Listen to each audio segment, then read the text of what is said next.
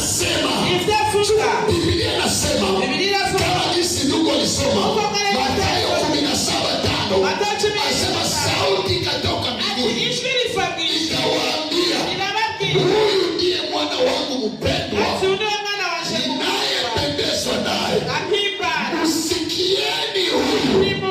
Nikasema sababu 4 za kumsikia Yesu. Nikasema juu ya kumsikia Yesu kuna hizo sababu 4. Nikasema sababu ya kwanza ni kwa sababu Yesu yeye pekee ndio njia ya kufika kwa Mungu. Hakuna ingine address itakufikisha mbinguni kama kupita kwa Yesu. Na moja kupita kwake anajidanganya. Ya pili nikasema ni kwa kuwa yeye ndiye Mwokozi wa dunia. Yeye alikuja kukomboa dunia. Ifika kukomboa. Na jambo la tatu, yeye ndiye pekee mwana wa Mungu. Maana anaitwa limbuko ya kwanza ya Mungu. Na jambo la 4, maana yeye ndiye neno lililofaa mwili. Yesu alikuja duniani kama neno lililofaa mwili. Kwa maana Biblia inasema kwa kitabu cha Yohana 1:1, hapo mwanzo kulikuweko neno, naye neno alikuwa kwa Mungu, naye neno akavaa mwili akaingia katikati yetu, ili kwamba hilo neno liwe ndio msaada. Na ninakuambia neno lote utakalolisema katika maisha yako litatokea. Watu wote utaongea katika maisha yako itakuwa hivyo. Usikubali watu wakushushe, usikubali watu waseme waongea na wewe, usikubali. Sema tena, usikubali watu wakusemee vibaya, usisikitike watu wakulaani, wewe hautalaani watu.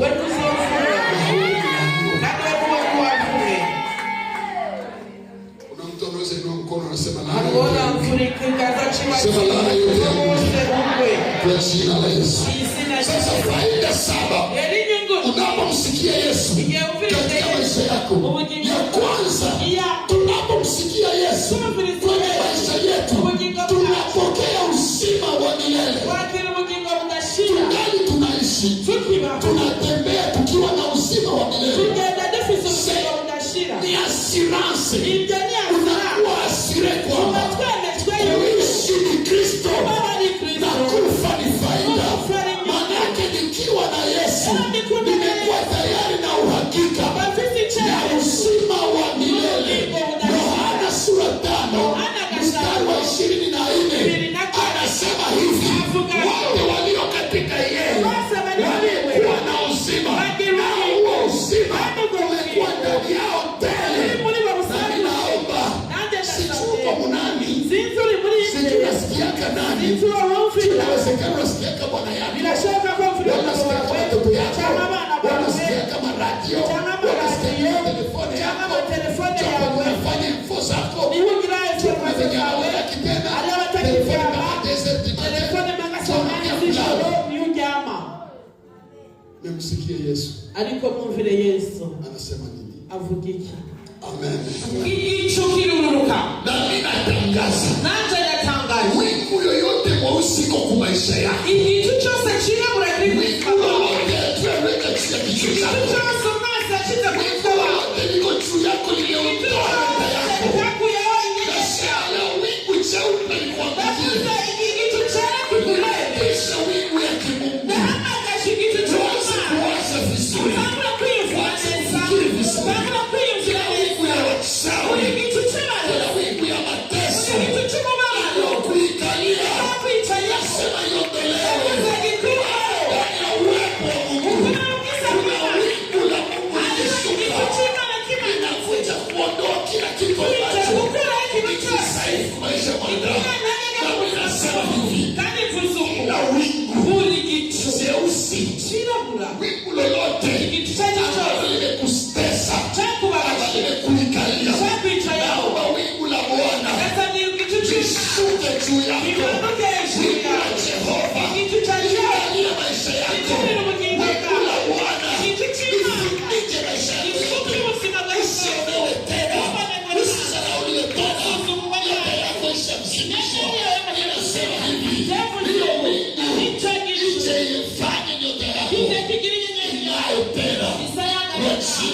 Yesu.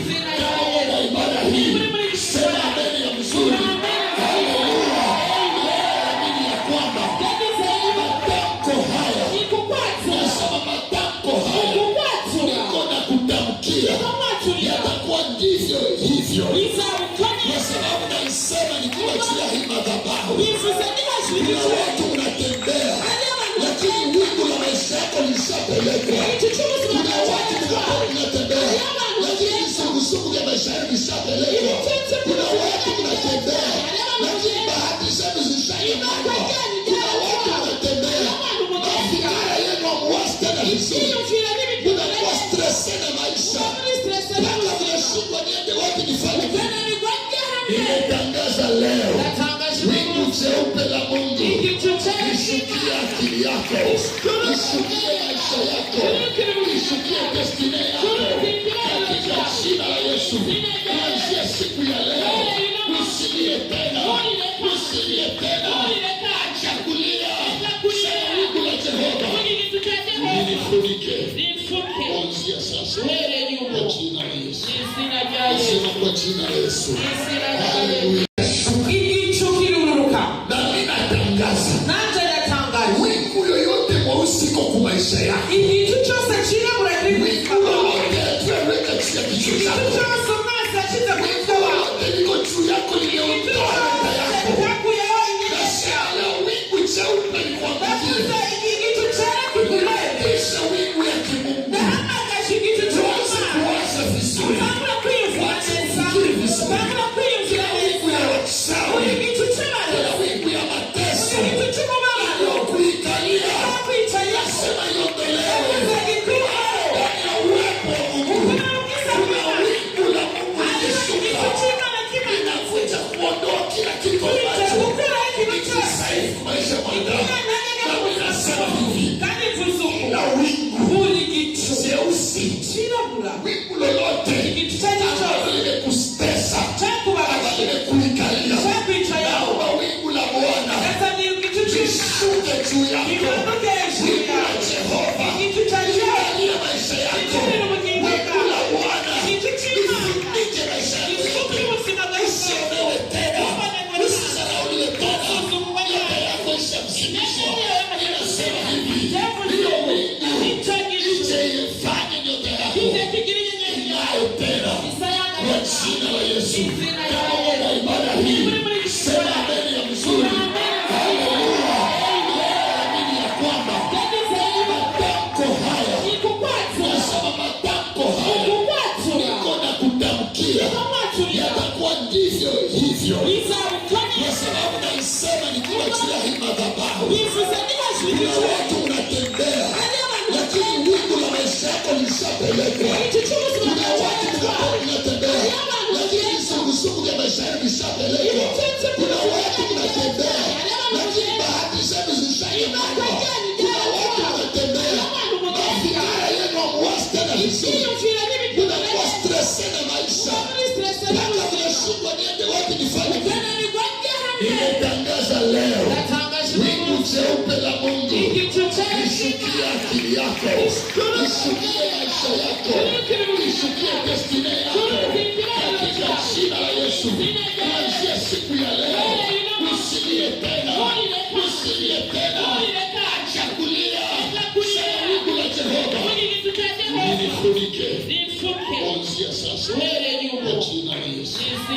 Sema kwa jina la Yesu. Biblia inasema kama jinsi ndugu alisoma Mathayo 17:5, anasema sauti ikatoka mbinguni ikawaambia, huyu ndiye mwana wangu mpendwa ninayependezwa naye, msikieni huyu. Nikasema sababu 4 za kumsikia Yesu. Nikasema juu ya kumsikia Yesu kuna hizo sababu 4. Nikasema sababu ya kwanza ni kwa sababu Yesu yeye pekee ndio njia ya kufika kwa Mungu. Hakuna ingine address itakufikisha mbinguni kama kupita kwa Yesu. Pamoja kupita kwake anatudanganya. Ya pili nikasema ni kwa kuwa yeye ndiye Mwokozi wa dunia. Yeye alikuja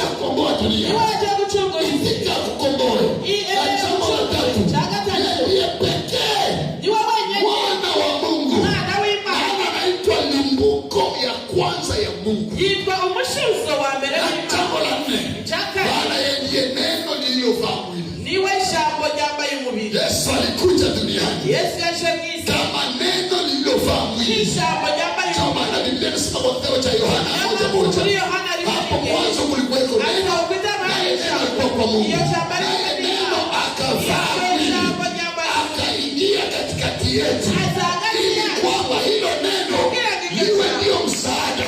Na ninakuambia neno lote utakalolisema katika maisha yako litatokea.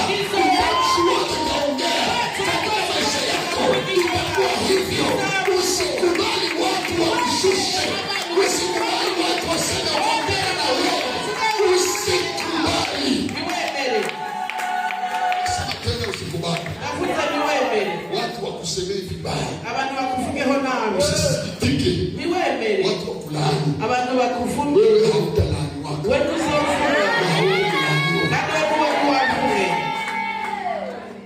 kuna mtu anaweza inua mkono anasema sema laana yote kwa jina la Yesu. Sasa faida 7 unapomsikia Yesu katika maisha yako. Ya kwanza, tunapomsikia Yesu kwenye maisha yetu tunapokea uzima wa milele. Tungali tunaishi, tunatembea tukiwa na uzima wa milele. Ni assurance, unakuwa asire kwamba kuishi ni Kristo na kufa ni faida. Maana yake nikiwa na Yesu nimekuwa tayari na uhakika na uzima wa milele. Yohana sura 5 mstari wa 24 anasema hivi, wote walio katika yeye wamekuwa na uzima, na huo uzima umekuwa ndani yao tele. Na ninaomba, sijui kwa nani, sijui nasikiaka nani, inawezekana nasikiaka bwana yako, unasikiaka watoto yako,